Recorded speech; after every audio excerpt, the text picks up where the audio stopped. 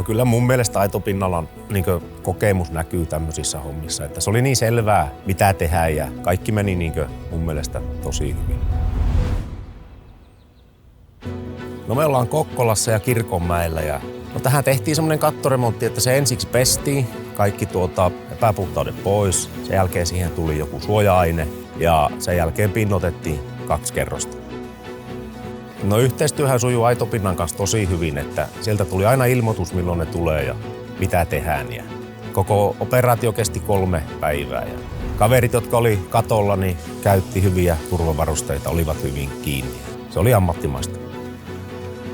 No lopputulos on minun mielestä, se on uusi. Eli katto on nyt samannäköinen kuin se oli 15 vuotta sitten. Ja toivottavasti menee seuraavat 15 vuotta taas.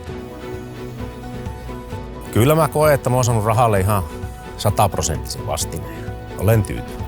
Yhdeltä naapurilta tuli jo kommentti, että saisivat tulla tänne meillekin käymään.